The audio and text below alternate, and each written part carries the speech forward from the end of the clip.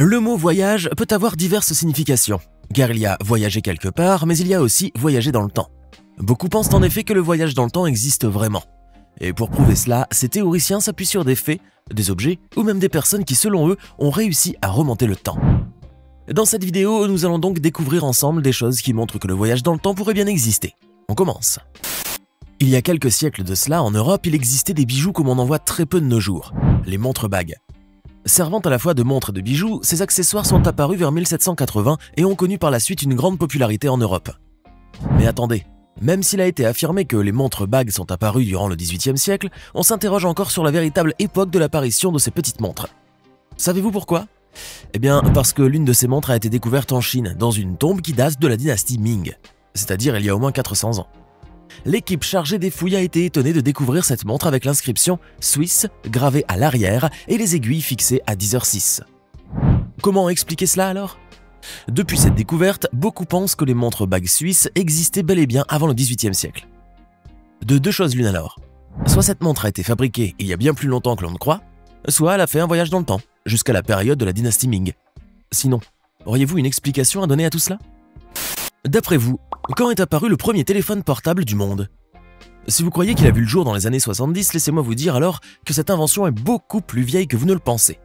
La preuve, c'est ce film en noir et blanc qui date de 1938 et qui montre une femme en train de parler sur un appareil qui ressemble bien à un téléphone portable. Ces images, qui auraient été prises dans une entreprise aux États-Unis, ont fait le tour de la toile après leur mise en ligne. Évidemment, l'apparition de cet objet bizarre à la pointe de la technologie moderne dans une époque où seul le téléphone avec fil existait était intrigante bien sûr.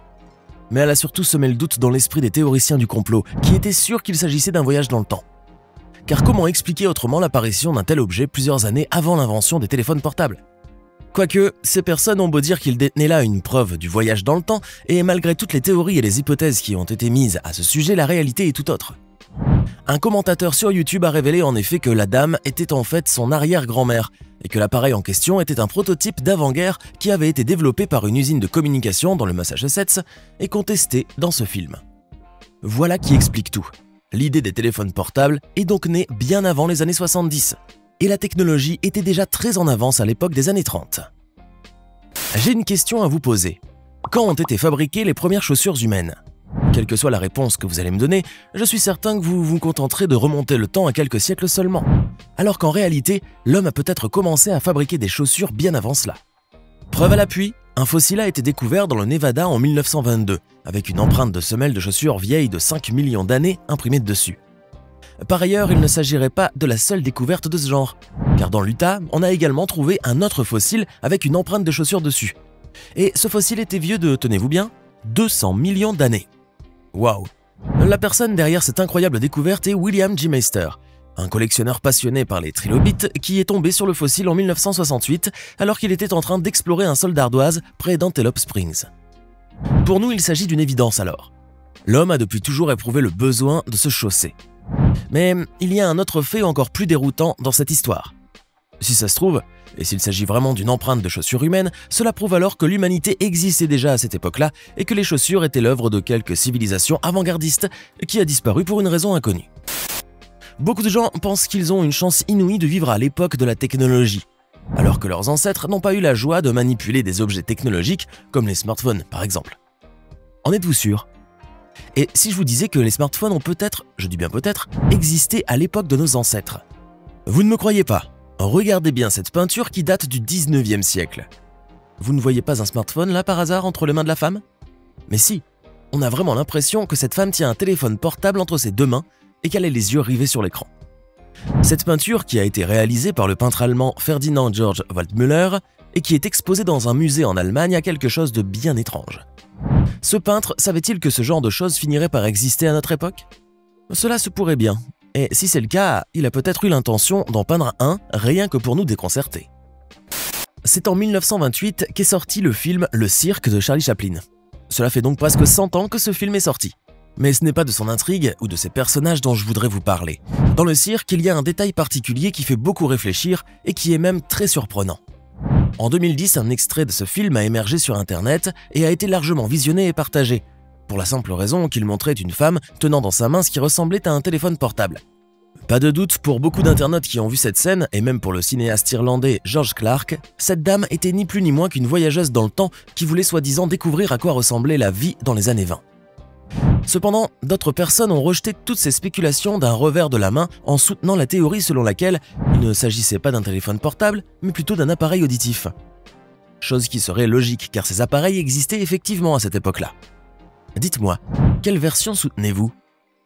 Êtes-vous de ceux qui prétendent qu'un voyage dans le temps a bien eu lieu dans le film de Charlie Chaplin ? Ou qu'il s'agit vraiment d'un simple objet médical ? N'oubliez pas de cliquer ici pour vous abonner si vous aimez cette vidéo et d'activer toutes les notifications pour ne rater aucune de nos prochaines vidéos. On continue. On ne peut parler de voyage dans le temps sans évoquer les extraterrestres. Ceux qui sont passionnés par l'ufologie, ainsi que de nombreux scientifiques, soutiennent le fait que les extraterrestres sont réellement entrés en contact avec les humains et qu'ils leur ont même transmis des informations et échangé avec eux des expériences. Pour appuyer cette théorie du paléocontact, selon laquelle des créatures extraterrestres intelligentes ont réellement rendu visite aux humains, ces personnes se sont appuyées sur des preuves tangibles, comme les nombreuses peintures rupestres qui représentent des formes étranges et inhabituelles, mais aussi certaines structures qui semblent très précises sur le plan technique et qui sont étrangement apparues il y a très longtemps. Regardez cela et vous jugerez par vous-même. Pensez-vous que les extraterrestres sont réellement entrés en contact avec la race humaine ? Ou bien tout cela n'est que de la science-fiction pour vous ? Il existe une théorie selon laquelle des astronautes ont rendu visite à quelques-unes des premières civilisations humaines. Cette hypothèse, qui a d'ailleurs fait l'objet d'un livre de l'auteur suisse Erich von Däniken, plaît bien aux théoriciens du complot, évidemment. Mais ce qui les satisfera encore plus, c'est cette statue de cosmonaute qui se trouve dans une cathédrale de Salamanque en Espagne. Regardez, d'où vient ce mystérieux astronaute qui pose au milieu des gargouilles ? Et qui, à votre avis, l'a érigé dans cette vieille cathédrale ? Beaucoup d'entre vous vont penser que la statue de ce cosmonaute, avec sa combinaison et son scaphandre, sont la preuve que les astronautes viennent certainement d'une autre ère.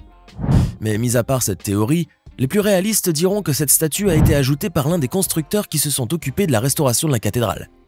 Comme vous le savez, les cathédrales sont rénovées quand il le faut, et celle de Salamanque a eu le droit à une belle restauration en 1992. C'est peut-être à ce moment-là que l'un des constructeurs a ajouté sa signature en érigeant cette statue de cosmonaute pour une raison qui lui est propre, créant par là un véritable mystère. En 2003, un homme du nom d'Andrew Carlson a créé un véritable tollé aux États-Unis à cause d'une affaire d'argent. Cet homme a en effet réussi à gagner 250 millions de dollars après avoir investi la modique somme de 800 dollars. En tout, Carlson avait pu réaliser 126 transactions boursières à haut risque sans perdre le moindre centime et a généré tous ses gains en seulement 2 semaines. Comment cet homme a-t-il fait ? Tout le monde s'est posé la question à l'époque et même le secrétaire américain et la commission d'échange étaient persuadés qu'Andrew Carlson avait accès à des informations exclusives, ce qui était, il faut bien le dire, assez grave. Mais cet homme avait une toute autre explication derrière cette affaire. En fait, il prétendait être de l'an 2256. Faut-il être assez stupide pour croire à toute cette histoire ? Bien sûr que non. Beaucoup se sont moqués de Carlson en disant qu'il avait inventé tout un stratagème, tandis que d'autres ont pris les propos de cet homme très au sérieux. Pour eux, Andrew Carlson ne racontait pas de salade, et pour prouver ses dires, il avait même présenté une photo avec la machine à remonter le temps.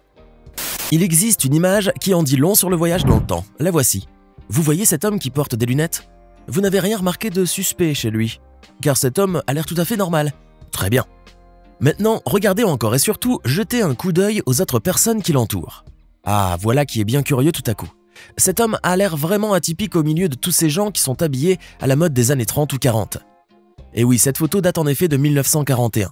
Elle a été prise au Canada lors de la réouverture d'un pont en Colombie-Britannique, mais au cours de ces dernières années, cette photo est réapparue sur Internet, suscitant beaucoup de curiosité chez tous ceux qui l'ont vue. Cet homme qui paraît trop moderne pour cette époque-là, avec ses lunettes de soleil, son t-shirt et son petit appareil photo, n'a pas du tout sa place au milieu de toutes ces personnes. Comment s'était-il retrouvé là alors ? Là est la question. Beaucoup affirment qu'il s'agit d'un voyageur dans le temps, d'autant plus que la photo était authentique. Nul ne sait donc qui est ce hipster mystérieux. Maintenant, regardez la photo de cette petite fille et dites-moi à qui elle vous fait penser. Regardez bien, car elle a un sosie très célèbre de nos jours. Vous l'avez reconnue maintenant, n'est-ce pas ? C'est Greta Thunberg, bien sûr, la grande défenseuse de l'environnement. On ne sait pas vraiment d'où sort cette photographie qui date de 1898 et qui montre des enfants qui sont probablement à la recherche d'or quelque part sur le territoire du Yukon, au Canada. Ce qui est sûr, c'est que cette photo a interpellé la communauté des internautes en raison de la grande ressemblance qui existe entre cette petite fille et Greta, alors que plus d'un siècle les sépare. Tout, des cheveux jusqu'au regard, se ressemble chez les deux filles, à tel point que beaucoup pensent que Greta Thunberg est en fin de compte une voyageuse dans le temps qui a fait un saut dans l'époque de nos ancêtres. Bien alors, elle nous vient peut-être d'une autre époque et elle a certainement fait tout ce voyage dans le temps pour sauver notre planète. Autrement dit, ces gens-là pensent que Greta et cette fillette sont en réalité une seule et même personne. Qu'en dites-vous? Maintenant, dites-nous dans les commentaires, croyez-vous que le voyage dans le temps existe vraiment? Parmi les choses étranges que vous avez découvertes à ce sujet dans la vidéo d'aujourd'hui, laquelle vous a le plus rendu perplexe?